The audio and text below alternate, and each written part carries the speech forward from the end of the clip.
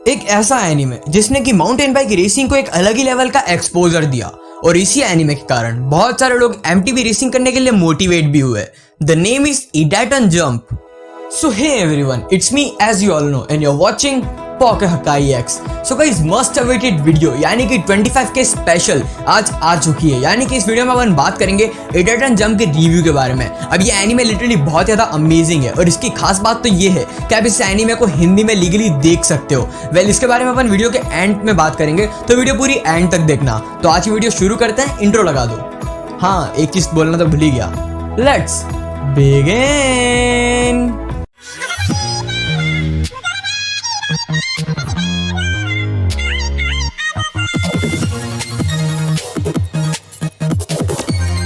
History of Idaten jump. Idaten jump का दूसरा नाम है इडाटन शो और एक इसेकाई एनीमे है जिसको कि इडाटन जंप की मांगा से अडॉप्ट किया गया था। उस मांगा के ओरिजिनली राइटर थे तोशिहिरो फुजिवारा। इस मांगा के टोटल 5 वॉल्यूम बनाए थे जो कि कॉमिक बूम बूम में 2005 से लेकर 2006 तक पब्लिश किया गया था। और इसी साल इस मांगा को ट्रेंड्स आर्ट स्टूडियो ने एनीमे के रूप में अडॉप्ट कर लिया, जिस एनीमे को 52 एपिसोड्स का बनाया गया था। और यह एनीमे टीवी पे एयर किया गया था 1 अक्टूबर 2005 से 30 सितंबर 2006 तक। ये एनीमे लिटरली बहुत ज़्यादा अमेजिंग था और ये एनीमे सिर्फ रेसर्स को ही नहीं, नॉर्मल लोगों को भी एमटीवी रेसिंग करने के लिए मोटिवेट करने के लिए बनाया गया था। Meaning of Idaten jump and Idaten show.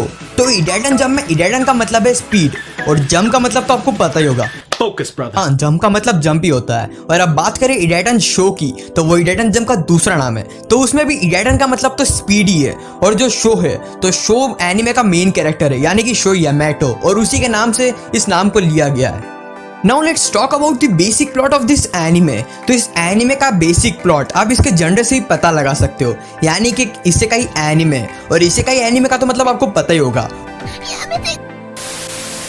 उस एनीमे में दूसरे डायमेंशन या फिर दूसरे वर्ल्ड में पूरी जो स्टोरी होती है वो घटती है। तो ऐसा ही इस एनीमे में भी हुआ था। इस एनीमे जो हमारा हीरो था उसके फ्रेंड्स के साथ एक दूसरे वर्ल्ड में चले जाता है और वहीं पे इनकी पूरी जर्नी होती है। अब आपको अभी भी थोड़ा समझ नहीं आया होगा तो अपन इस एनीमे की समरी के बारे में भी देख लेते हैं ताकि आपके मन में इस एनीमे के लिए हाइप और ज़्यादा बढ़ जाए।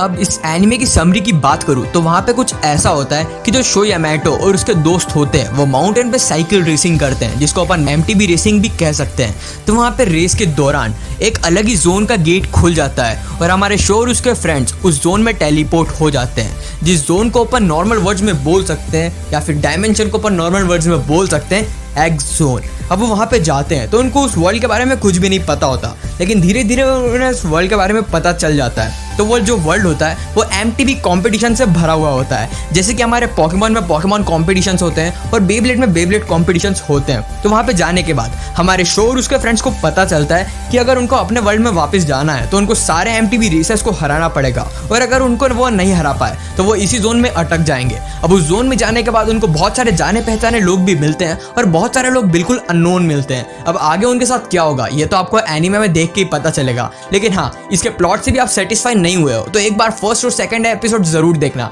अगर आप एक एपिसोड भी देखोगे ना तो आपको लिटरली एनीमे बहुत ज्यादा अमेजिंग लगेगा।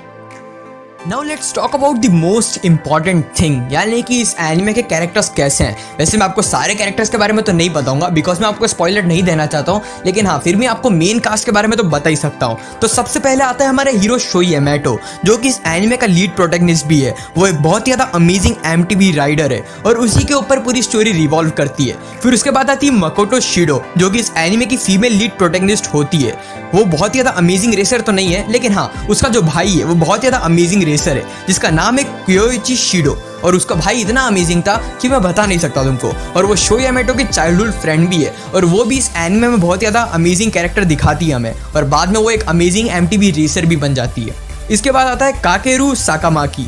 तो काकेरू साकामाकी ये भी एक बहुत ज़्यादा अमेजिंग कैरेक्टर है। ये एक रेसर नहीं है, लेकिन हाँ ये एक बहुत ज़्यादा स्किल्ड मैकेनिक है और ये शो यामाटो का बहुत ही पुराना दोस्त है जो कि हमेशा शो की बाइक्स को सही भी करता है। अब अपन बात करते हैं होसुके की। तो आप सोचोगे होसुके कौन है, तो होसुके एक बहुत ज़्यादा बोलने वाला आउल है। अब आप सोच रहे हो कि आउल कैसे बोल सकता है, तो हाँ वो आउल बोल सकता है और वो शो यामाटो और उसके दोस्तों के साथ बहुत ही पहले से रहता है और उनकी जर्नी में बहुत ज़्यादा मदद भी करता है। अब हम बात करते हैं कि इंडिया में इस एनिमे की जर्नी कैसी रही। तो इस एनिमे को सबसे पहले सोनिक टीवी इंडिया ने हमें एयर करके दिखाया था जनवरी 2014 में। इस एनिमे को मंडे टू फ्राइडे शाम को 6:30 बजे एयर किया जाता था और इस टाइम पे इस एनिमे को टीआरपी बहुत ही अच्छी मिली थी, इसी इस एनिमे को पूरा कंप्लीट कर दिया गया था टीवी के ऊपर भी। अब मैंने आपको इतनी बड़ी कथा सुना दी इस एनिमे के बारे में, तो आप सब लोग बोलोगे जैसा कि मैंने बताया कि इस एनिमे को अपन लीगली हिंदी में देख सकते हैं, तो अपन कैसे देखें। तो देखो, सबसे पहले तो मैं आपको ये बता दूं कि ये एनिमे सोनिक पे एयर किया गया था, यानी कि अब एयर नहीं होता है, तो मतलब ये टीवी पे तो आप नहीं देख पाओगे, लेकिन हाँ आप इस एनिमे को यूट्यूब पे इंजॉय कर सकते हो, वो भी लीगली और वो भी हिंदी में। तो देखो, इसका एक चैनल बनाया हुआ है जो कि इडेटन जंप हिंदी एपिसोड्स, तो आप उस चैनल पे इस एनिमे के सारे एपिसोड्स देख सकते हो, वो भी हिंदी के अंदर। इस एनिमे के सारे एपिसोड्स उस चैनल पे आपको मिल जाएंगे, तो इस चैनल का लिंक मैं आपको डिस्क्रिप्शन में भी दे दूंगा, और आप इडेटन जंप हिंदी एपिसोड सर्च करोगे तो भी आपको वाला चैनल मिल जाएगा। तो मैं तुमको बिल्कुल बहुत ज़्यादा मतलब दावे के साथ कहता हूँ कि तुमको इस एनिमे को एक बार तो ट्राई करना ही चाहिए, बिकॉज तुम ट्राई नहीं करोगे तुमको मालूम कैसे पड़ेगा, बिकॉज वो कहते हैं ना, पहले इस्तेमाल करो फिर विश्वास करो। तो इस एनिमे को डेफिनेटली देखना ही यार। So guys, at the end अगर आप मेरा ओपिनियन पूछो इस एनिमे के बारे में, तो मेरे लिए तो ये वाला एनिमे एक मास्टरपीस है। अब आपके लिए क्या होगा ये तो आपको देखना ही पड़ेगा। अब देखो, मेरे लिए मास्टरपीस इसलिए है बिकॉज जब मैं छोटा था तब मैंने इस एनिमे को देखा था, और उस टाइम पे मैंने दूसरे ज़्यादा एनिमे नहीं देखे थे, तो इसलिए मेरे को जब ये देखा था ना, तब ये स्टोरी मेरे को बहुत ज़्यादा अमेजिंग लगी थी, और लिटरली ये अभी भी बहुत ज़्यादा अमेजिंग है। अगर आप अभी भी देखोगे ना तो आपको बहुत ज़्यादा मजे आएंगे, लेकिन उस टाइम पे जब मैंने देखा था तब मेरे को कुछ ज़्यादा अमेजिंग लगा था। अब ऐसा भी हो सकता है कि आपको अभी भी बहुत ज़्यादा अमेजिंग लगे। अगर आपने बहुत सारे अमेजिंग एनिमे देख लिए जिनकी स्टोरी बहुत ज़्यादा अमेजिंग है, तो आपको ये थोड़ा कम अच्छा लग सकता है, लेकिन अगर आप एक बिगिनर हो तो आपको बहुत ही अच्छा लगेगा। बिकॉज जब मैंने इसको पहली बार देखा था तब मैं एक बच्चा था और तब मैं एक बिगिनर एनिमे लवर था, तो हाँ मेरे को ये तब बहुत ही अच्छा लगा था। वेल, मेरे को तो अभी भी अच्छा लगता है। आपको कैसा लगता है यार, मेरे को एनिमे देख के जरूर बताना। So guys, that's all for today. तो आज की वीडियो तो इतनी ही थी। अगर आपको ये रिव्यू थोड़ा सा भी अच्छा लगे ना तो कमेंट सेक्शन में मुझे जरूर बताना, ताकि मैं ऐसे दूसरे रिव्यू और बना पाऊँ। इस वीडियो को एक लाइक कर दो यार, बिकॉज वीडियो बनाने में बहुत ज्यादा मेहनत लगती है। इस वीडियो को अपने फ्रेंड्स और फैमिली को शेयर भी कर देना, बिकॉज उन लोगों को इस एनिमे को मिस नहीं करना चाहिए, बिकॉज ये बहुत ज्यादा मास्टरपीस है। और चैनल पे कहीं से भी नए आ गए हो तो चैनल को सब्सक्राइब करना बिल्कुल मत भूलना। तो फिर अपन मिलते हैं अगली वीडियो में, तब तक के लिए स्टे होम, गुड बाय।